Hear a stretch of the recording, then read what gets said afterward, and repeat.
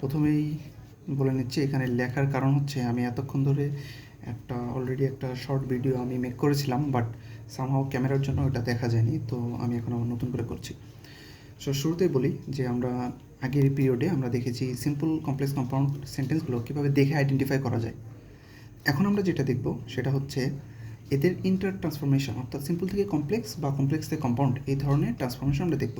So একটু যদি তোমাকে রিমাইন্ড করি, তাহলে আমরা জানি যে কমপ্লেক্স সেন্টেন্সের গঠনের ভিতরে আছে কোঅর্ডিনেট কনজাংশন। কোঅর্ডিনেট কনজাংশন কোনগুলো?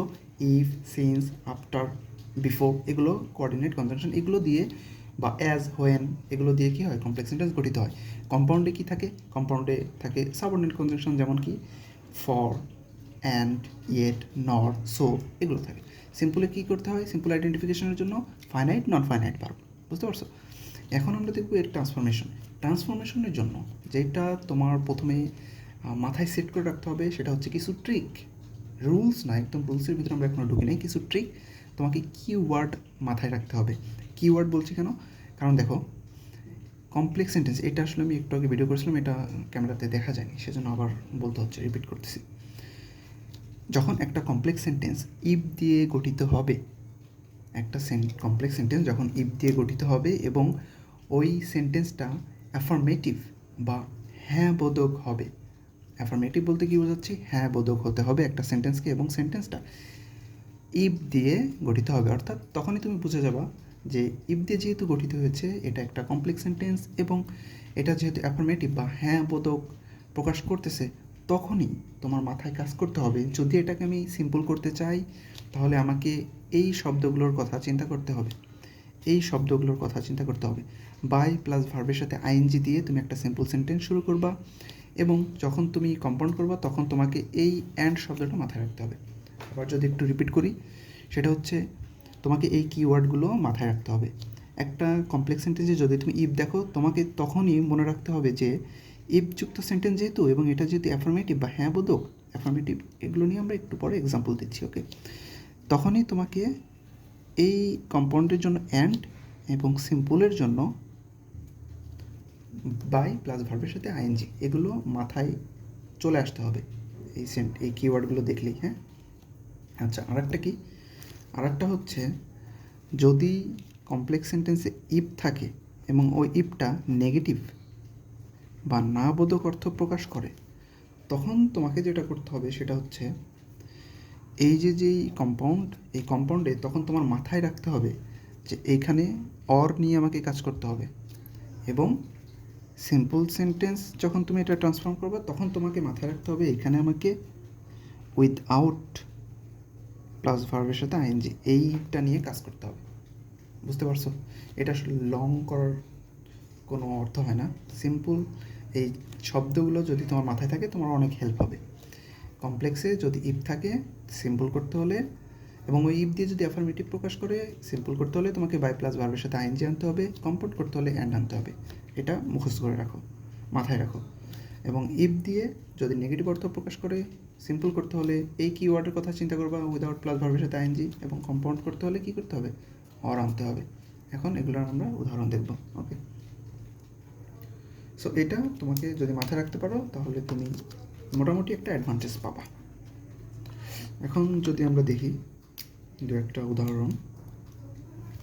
উদাহরণগুলো বোধহয় আগে লিখে রাখলে ভালো হতো, যেহেতু লেখা নাই এখন সময়টা নষ্ট হবে আর কি। ওকে, আমরা যদি একটা উদাহরণ কমপ্লেক্স সেন্টেন্স লিখি, if you walk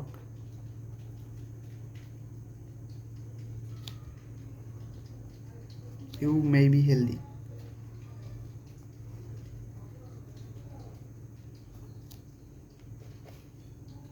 Okay, if you walk you may be healthy, এটা একটা কমপ্লেক্স সেন্টেন্স। কেন কমপ্লেক্স সেন্টেন্স? কারণ এখানে ইফ আছে, ইফ একটা কোঅর্ডিনেট কনজাংশন, সুতরাং এটা একটা কমপ্লেক্স সেন্টেন্স। বুঝতে পারছো? এবং এইটাকে যদি আমরা সিম্পল করতে চাই, ধরো আমরা এখন করব কি, এটাকে আমরা সিম্পল করতে চাচ্ছি। হ্যাঁ, সিম্পল করতে হলে তোমাকে আমি কি বলছি, যে প্রথমেই ইফ দেখলেই তোমাকে আগে দেখতে হবে সেন্টেন্সটা অ্যাফার্মেটিভ নাকি নেগেটিভ। অ্যাফার্মেটিভ মানে হ্যাঁ, নেগেটিভ মানে না। ইফ ইউ ওয়াক, যদি তুমি হাঁটো, ইউ মে বি হেলদি, তুমি স্বাস্থ্যবান থাকবা, হেলদি থাকবা, সুস্বাস্থ্য থাকবা। সুতরাং এই সেন্টেন্সে কিন্তু কোনো নেগেটিভ সেন্স নাই, এটা কিন্তু একটা পজিটিভ সেন্স, কোনো নাবোধক বাক্য কিন্তু এখানে নাই। সুতরাং আমরা এই রুলসের দিকে তাকাবো। তোমাকে বলছি এটা দেখলেই তোমার, যদি সিম্পল করতে চাও, কিওয়ার্ড কোনটা? বাই প্লাস ভার্বের সাথে আইএনজি। অবভিয়াসলি এটা কমপ্লেক্স সেন্টেন্স, সিম্পল সেন্টেন্স করতে হলে এইটাকে তোমার উঠায় দিতে হবে, কথা বুঝছো? এইটা উঠায় তুমি এখানে লিখবা বাই প্লাস ভার্বের সাথে আইএনজি। বাই এবং প্রথম যেই ভার্বটা তুমি দেখতেছো, এই যে এই ভার্বের সাথে তোমাকে এইখানে দিতে হবে আইএনজি। সুতরাং ওয়াক এর সাথে তুমি কি দিবা? আইএনজি। এই যে বাই ওয়াকিং, এই যে এটা কিন্তু এই রুলসটা থেকে আসলো, বুঝছো? এখন বাই ওয়াকিং লিখছো, তারপর বাকি অংশটা এই পুরাটা লিখে দাও। You may be healthy, by walking you may be healthy. এটা কী হয়ে গেল? এটা একটা সিম্পল সেন্টেন্স হয়ে গেল। কী করে বুঝলা তুমি? কারণ এইখানে একটা মাত্র ফাইনাইট ভার্ব আছে, বুঝছো?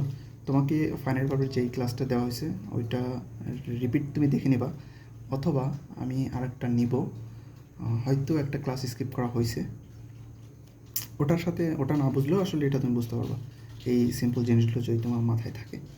আরেকটা যদি উদাহরণ দিই, সিম্পলভাবে তোমাকে বোঝাই, সেটা হবে এইটা দিয়ে যদি একটা উদাহরণ দিই, if you do not walk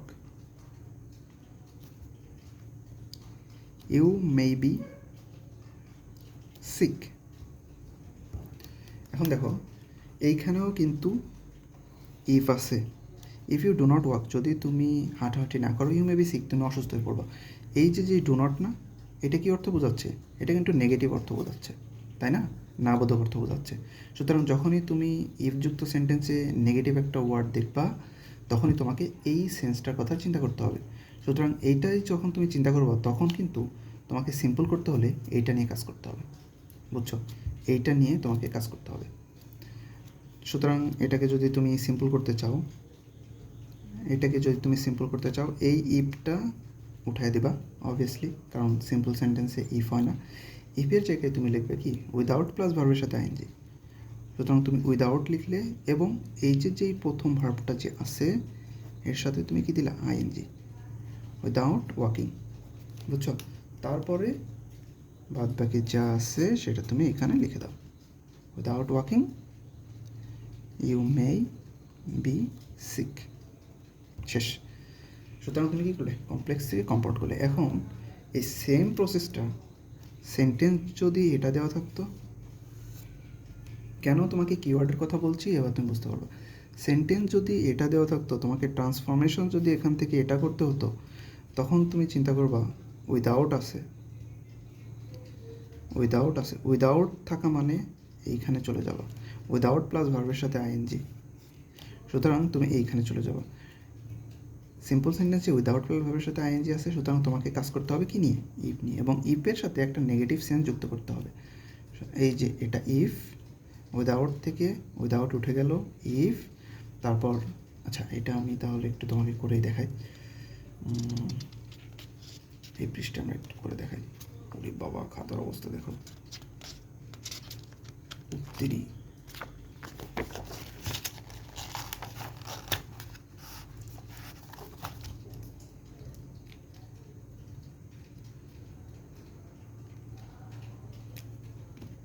okay, so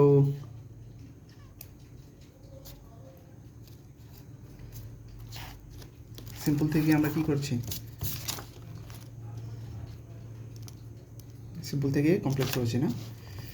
simple থেকে কমপ্লেক্স করবো এখন না? Okay, without walking you may be sick, বুঝছো?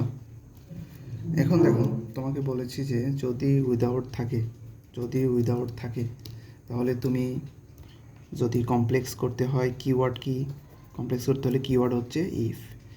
এবং উইদাউট থাকলে নেগেটিভ সেন্স। নেগেটিভ সেন্স মানে কি, না বোধক বানাতে হবে বাক্যটি। ইফের পরে তুমি প্রথমে আনবা সাবজেক্ট। এই বাক্যের সাবজেক্ট কোনটা, ইউ। ইফ ইউ, তারপর সাবজেক্টের পরে তোমাকে এটাকে নেগেটিভ করতে হবে, ইফ ইউ ডু নট। এটা হচ্ছে present tense, you may be sick. এখানে কিন্তু কোনো নেগেটিভ নাই। টেন্স সম্পর্কে যদি তোমার আইডিয়া থাকে তুমি হয়তো জানবা এটা একটা প্রেজেন্ট টেন্স, কারণ এখানে বর্তমান সম্পর্কে বলা হচ্ছে।